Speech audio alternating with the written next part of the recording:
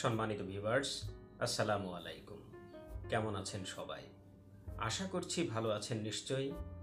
আমি ডাক্তার মোহাম্মদ নাজমুল হুসাইন আবার আপনাদেরকে স্বাগত জানাচ্ছি নতুন আরেকটি অত্যন্ত গুরুত্বপূর্ণ ভিডিওতে।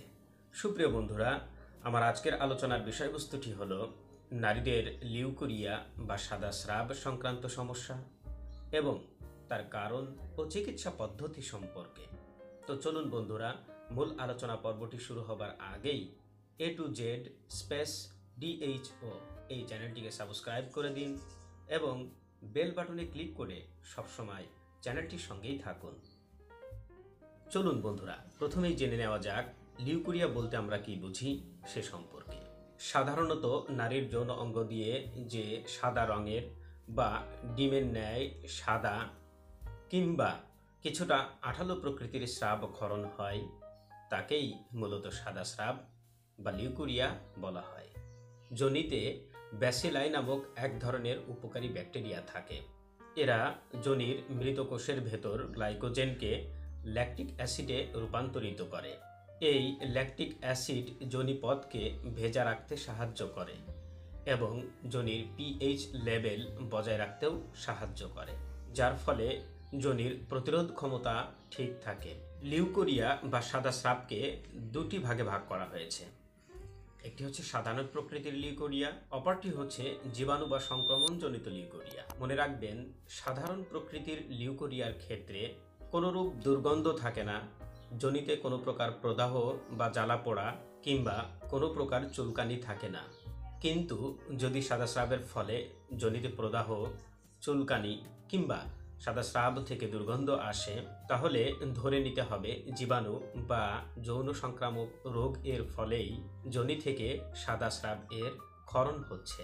এটিই প্রকৃতপক্ষে চিকিৎসার উপযোগী লিউকোরিয়া বা সাদা স্রাব, এবং এই ধরনের আক্রমণকে অবশ্যই ক্ষতিকারক রোগ হিসেবে বিবেচনা করতে হবে। আমাদের আজকের আলোচনা মূলত জীবাণু ঘটিত লিউকোরিয়া বা সাদা স্রাবকে কেন্দ্র করে।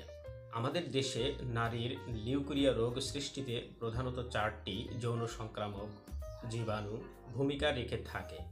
এরা হচ্ছে ক্যান্ডিডিয়াসিস, ট্রাইকোমোনিয়াসিস, গনোরিয়া এবং ক্লামাইডিয়াল ইনফেকশন। আসুন এবারে জেনে নেওয়া যাক লিউকোরিয়া বা সাদা স্রাব কী ধরনের লক্ষণ প্রকাশ করে সে সম্পর্কে। যৌন সংক্রামক রোগ কিংবা জীবাণু সংক্রমণের দ্বারা সাদা স্রাবের ক্ষরণ হলে তার প্রাথমিক প্রধান লক্ষণ হচ্ছে অতিরিক্ত পরিমাণে সাদা স্রাব হওয়া, মাছের মতো কড়া গন্ধযুক্ত স্রাব হওয়া, যৌনাঙ্গে চুলকানি, জ্বালা পোড়া এবং প্রদাহ দেখা দেওয়া। এই ধরনের স্রাব দীর্ঘদিন ধরে চলতে থাকলে তা পরবর্তীতে যোনিতে ও তলপেটে ব্যথার সৃষ্টি করতে পারে। এছাড়া ঘন সাদা, হলুদ বা হালকা সবুজ রঙের স্রাব, যৌনাঙ্গে লালচে ভাব দেখা দেওয়া, যৌন মিলনের পর রক্তপাত হওয়া, 2 মাসিকের মধ্যবর্তী সময়ে রক্তক্ষরণ বা স্পটিং, এগুলোর সবই জীবাণুর দ্বারা সংক্রমণজনিত লিউকোরিয়ার লক্ষণ। সুপ্রিয় বন্ধুরা, এবারে আপনাদেরকে এ রোগের কারণসমূহ সম্পর্কে বলবো। বয়ঃসন্ধি, ঋতুচক্র, গর্ভাবস্থা এবং রজবন্ধের সময় হরমোন সংক্রান্ত পরিবর্তনগুলোর ফলে লিউকোরিয়া বা সাদা স্রাব ঘটে থাকে।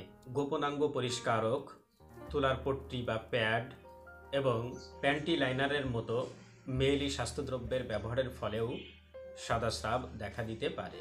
গর্ভনিরোধের জন্য স্পারমিসাইডাল জেলি এবং মলমগুলির ব্যবহার এই রোগের ক্ষেত্রে একটি বিশেষ কারণ। যৌন সঙ্গমের সময় সার্ভিক্স এবং যোনিপথে আঘাতজনিত কারণে, ডায়াবেটিস এবং অ্যানিমিয়ার ফলে কখনো কখনো সাদা স্রাব দেখা দেয়।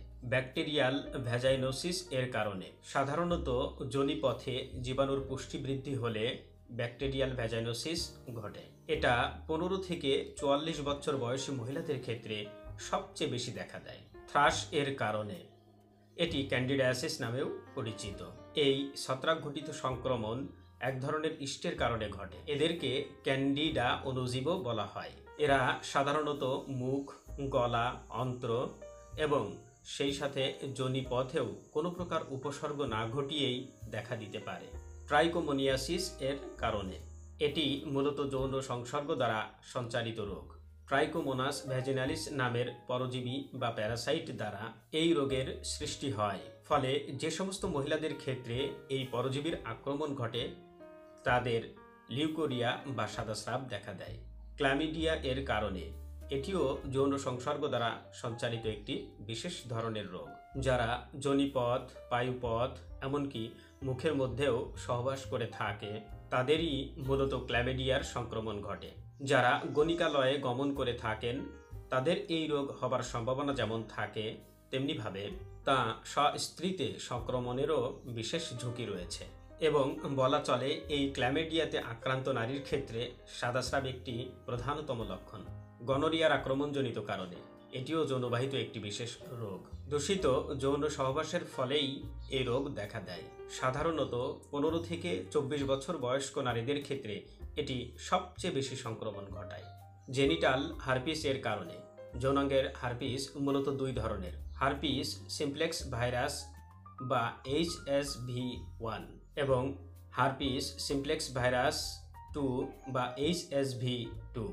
এই দুই ধরনের ভাইরাস দ্বারা জেনিটাল হার্পিস রোগ দেখা দেয়, যার ফলে সর্দি, জ্বর, কোল্ড সোর্স বা ঠোঁটের উপরে কিংবা চারপাশে ফোস্কা এবং সেই সাথে লিউকোরিয়া কিংবা সাদাস্রাবও দেখা দিতে পারে। পেলভিক ইনফ্ল্যামেটরি ডিজিজ বা PID এর কারণে যখন যৌনবাহিত কোনো রোগ চিকিৎসা না করে ফেলে রাখা হয় তখন তা রোগীকে ক্রমান্বয়ে পেলভিক ইনফ্ল্যামেটরি ডিজিজ এর দিকে নিয়ে যায়, যার ফলশ্রুতিতে অন্যান্য লক্ষণগুলোর পাশাপাশি স্ত্রী প্রজনন নালীর অঙ্গগুলো আক্রান্ত হয়ে পড়ে এবং সাদাস্রাব দেখা দেয়। সার্ভিক্যাল ক্যান্সার এর কারণে সাদাস্রাব দেখা দিতে পারে। সার্ভিসাইটিস বা সার্ভিক্সের প্রদাহের কারণে লিউকোরিয়া দেখা দিতে পারে। ভ্যাজাইনাল অ্যাট্রোপি বা যোনিপথ ছোট হয়ে যাওয়ার ফলে রজবন্ধের পর এবং হরমোনাল ইমব্যালেন্স এর কারণে যোনিদ্বার ছোট হয়ে গেলে লিউকোরিয়া বা সাদাস্রাব দেখা দিতে পারে।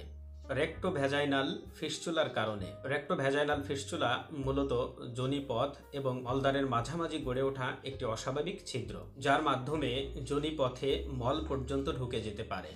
এই রেক্টোভ্যাজাইনাল ফিস্চুলার ফলেও যোনিপথে সাদাস্রাবের ক্ষরণ দেখা দেয়। ভ্যাজাইনাল ক্যান্সার দেখা দিলে লিউকোরিয়া বা সাদাস্রাবের ক্ষরণ ঘটতে পারে। ভ্যাজাইনাইটিস বা যোনিপথের প্রদাহের কারণে সাদাস্রাব দেখা দিতে পারে। রজস্রাবের সময় তুলোর পট্টি বা প্যাড এর ব্যবহারের কারণে সাদাস্রাবের ক্ষরণ ঘটতে পারে। কখনো কখনো ডুশ কিংবা সুগন্ধিযুক্ত স্প্রে ব্যবহারজনিত কারণেও সাদাস্রাব বা লিউকোরিয়া দেখা দিতে পারে। সুপ্রিয় বন্ধুরা, এবারে জানবো নারীদের মধ্যে কার কার এ ধরনের লিউকোরিয়া বা সাদাস্রাবজনিত সমস্যা দেখা দিতে পারে সে সম্পর্কে। যৌনকর্মে সক্রিয় নারীর লিউকোরিয়া বা সাদাস্রাব দেখা দিতে পারে। যাদের বহু সংখ্যক যৌন সঙ্গী থাকে তাদের। অতীতের চিকিৎসা না করা সংক্রমণজনিত রোগে যারা এখনো পর্যন্ত ভুগছেন, যারা অসুরক্ষিত যৌন মিলন করে থাকেন, 25 বছর বয়সের নিচে যে সমস্ত নারী যৌনকর্মে সক্রিয় থাকেন, যৌনবাহিত রোগগুলোর পূর্ব ইতিহাস যাদের মধ্যে রয়েছে, যারা HIV-তে আক্রান্ত হয়ে পড়েছেন, যাদের ইমিউনিটি সিস্টেম অত্যন্ত দুর্বল হয়ে পড়েছে সেই সমস্ত স্ত্রীলোকের, যারা যৌন মিলনের সময় কন্ডোমের ব্যবহার থেকে বিরত থাকেন, গর্ভনিরোধক পিল বা পদ্ধতিগুলোর দীর্ঘমেয়াদী ব্যবহার যারা করে থাকেন। এবারে আসি চিকিৎসা সংক্রান্ত ব্যাপারে। সাধারণত মাইক্রোবিয়াল বিরোধী ওষুধের সংক্ষিপ্ত কোর্সে লিউকোরিয়া সেরে যায়, তবে অ্যালোপ্যাথিক চিকিৎসা শাস্ত্র মতে স্রাবের ক্ষরণের ক্ষেত্রে কোন ধরনের সংক্রমণ দায়ী থাকতে পারে তার উপর বিবেচনা করেই চিকিৎসা প্রদান করা হয়। সাধারণত ক্যান্ডিডার সংক্রমণের কারণে সাদাস্রাব দেখা দিলে ছত্রাকনাশক ঔষধ ব্যবহার করা হয়ে থাকে। এখানে একটি কথা অত্যন্ত গুরুত্বপূর্ণ বলে আপনাদেরকে জানিয়ে রাখছি, আর সেটি হলো অ্যালোপ্যাথিক চিকিৎসা শাস্ত্রের মত অনুযায়ী হার্পিসের কোনো স্থায়ী নিরাময় নেই। এক্ষেত্রে ভাইরাস বিরোধী ওষুধগুলো কেবল রোগের প্রাদুর্ভাব কম রাখতে সাহায্য করে। এমনকি হার্পিসের কোনো ভ্যাকসিন পর্যন্ত নেই, যদিও সারা পৃথিবী জুড়ে বিভিন্ন ক্লিনিক্যাল পরীক্ষা নিরীক্ষা বর্তমানে চলমান রয়েছে। আয়ুর্বেদিক শাস্ত্র মতে পিপ্পল গাছ থেকে তৈরিকৃত মাদার টিংচার, থেম্পিয়া এবং ফিউকাস রেসিমোসা নামক ঔষধগুলো লিউকোরিয়া বা সাদাস্রাবের ক্ষরণ রোধ করতে পারে। যারা সাধারণ কিংবা হালকা ধরনের লিউকোরিয়াতে ভুগছেন তারা যদি নিয়মিত মেথি, শুকনো ধনে এবং পাকা কলা খাবার অভ্যাস করেন তাহলে লিউকোরিয়া নিয়ন্ত্রণে আসবে। এছাড়া জীবনধারার পরিবর্তনের মাধ্যমেও এ রোগ থেকে মুক্তি লাভ করা সম্ভব। যেমন কৃত্রিম কাপড়ের তৈরি অন্তর্বাস পরা থেকে বিরত থাকতে হবে, সুতি বা লিনেনের প্যান্টি ব্যবহার করতে হবে, যৌনাঙ্গ অতিরিক্ত পরিমাণে ধুয়ে না ফেলা, কারণ এটির কারণে যোনির পিএইচ লেভেল এর ভারসাম্য ব্যাহত হতে পারে। প্রতিবার প্রস্রাবের পর যোনিদ্বার ভালোভাবে ধুয়ে ফেলুন। নিয়মিতভাবে সুষম খাদ্য গ্রহণ করুন।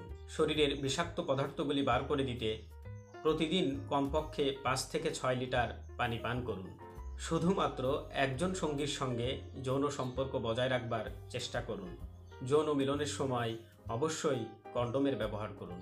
অধিক পরিশ্রম কিংবা ভারী ব্যায়াম লিউকোরিয়া বৃদ্ধির কারণ হতে পারে, আর তাই সবসময় হালকা পরিশ্রম কিংবা হালকা ধরনের ব্যায়াম করুন।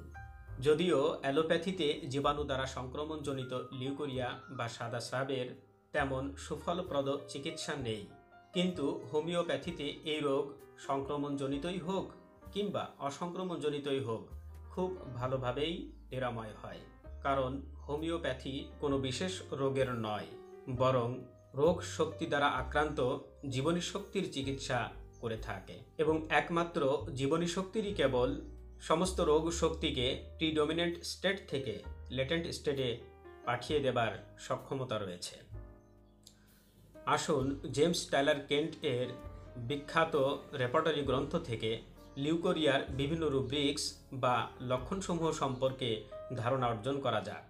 আলোচনার এই পর্বটি থেকে আপনারা যারা লিউকোরিয়া জনিত সমস্যায় ভুগছেন তারা এই লিউকোরিয়ার ধরন বা বিচিত্র রূপ সম্পর্কে যেমন জানতে পারবেন, তেমনিভাবে নিজের স্রাবক্ষরণের ধরনসমূহ সম্পর্কেও জ্ঞান অর্জন করতে সক্ষম হবেন, যা পরবর্তীতে একজন বিজ্ঞ হোমিওপ্যাথের কাছে বর্ণনাপূর্বক ঔষধ সেবন করে দ্রুত সুস্থতা লাভের ক্ষেত্রে আপনাকে সহায়তা করতে পারে।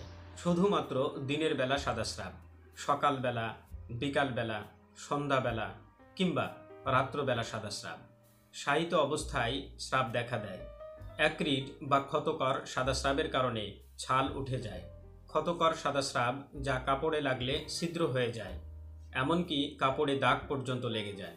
অ্যালবুমিনযুক্ত লিউকোরিয়া, কাশির সাথে পর্যায়ক্রমে লিউকোরিয়া, মানসিক অবস্থার সাথে পর্যায়ক্রমে লিউকোরিয়া, সাদাস্রাব কালো, অবিদাহী, রক্তাক্ত, নীলাভ, বাদামি বর্ণ, জ্বালাকর, কৃষ্ণাভ, কাঁচা মাংসের বর্ণ, সবুজ বর্ণ, ধূসর বর্ণ, দুধের বর্ণ, সাদা, হলদে রঙের, সঙ্গমের পর সাদাস্রাব, অবিরত স্রাব, প্রভূত স্রাব, ঋতুস্রাবের ন্যায় স্রাব, যোনি ও গুহ্যদ্বার হতে শিরাম্বত স্রাবের ক্ষরণ, ক্রিমের ন্যায় স্রাব, অপরাহ্নে ক্রিমের ন্যায় স্রাব, ব্যায়ামকালে সাদাস্রাব, অল্পবয়স্ক বালিকার সাদাস্রাব, গনোরিয়া জাত সাদাস্রাব, সাদাস্রাব প্রচণ্ড বেগে নির্গত হয়, জেলির ন্যায় স্রাব, দলা দলা স্রাব, হস্তমৈথুনজনিত কারণে সাদাস্রাব, ঋতুস্রাবের পূর্বে, সময়ে এবং পরে সাদাস্রাব, ঋতুস্রাবের 2 সপ্তাহ পর, উভয় ঋতুর মধ্যবর্তীকালে সাদাস্রাব, ঋতুস্রাবের অনুরূপ সাদাস্রাব এবং স্রাব থেকে ঋতুর মতোই গন্ধ বের হয়। দুর্গন্ধযুক্ত স্রাব সন্ধ্যাকালে দেখা দেয়।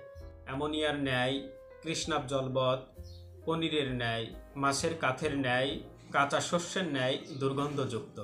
ঋতুস্রাবের ন্যায়, ঋতুস্রাবের পরে ঝাঁঝালো দুর্গন্ধযুক্ত সাদাস্রাব, পচা টক গন্ধযুক্ত, মিষ্টি গন্ধযুক্ত সাদাস্রাব, গর্ভকালে সাদাস্রাব, পুজের ন্যায় সাদাস্রাব, লিউকোরিয়া আঠালো, দড়ার ন্যায়, টানলে লম্বা হয়, স্বল্প ঋতুস্রাব সহ সাদাস্রাব, কামোত্তেজনা সহ সাদাস্রাব, বসে থাকলেই স্রাব হয়, সিদ্ধ শ্বেতসারের ন্যায় সাদাস্রাব, সাদাস্রাব থেকে কাপড়ে হলদে দাগ লাগে, মলত্যাগের পর সাদাস্রাব, স্রাব ঘন আঠার ন্যায় সাদা, পাতলা জলের ন্যায় স্বচ্ছ, সাদাস্রাব ভ্রমণ করলেই বৃদ্ধি পায়।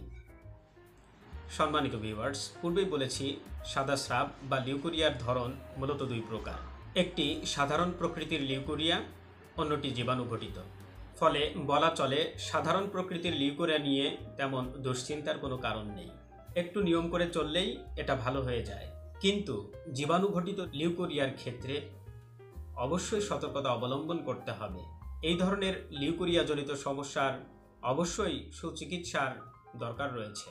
তো প্রিয় বন্ধুরা, আশা করছি লিউকোরিয়া বা সাদাস্রাব সম্পর্কে আপনারা যেমন ধারণা অর্জন করতে সক্ষম হয়েছেন, তেমনি সুচিকিৎসার পথ ও পন্থা সম্পর্কেও জানতে পেরেছেন। পরিশেষে বলতে চাই, সর্বদা নিরাপদ ও পরিচ্ছন্ন জীবনযাপন করুন এবং শারীরিক ও মানসিক সুস্থতা বজায় রাখুন। আজ এ পর্যন্তই। আগামীতে আবার দেখা হবে নতুন কোনো গুরুত্বপূর্ণ ভিডিওতে। সে পর্যন্ত আমি ডাক্তার মোহাম্মদ নাজমুল হোসাইন আপনাদের কাছ থেকে বিদায় নিচ্ছি। আল্লাহ হাফেজ।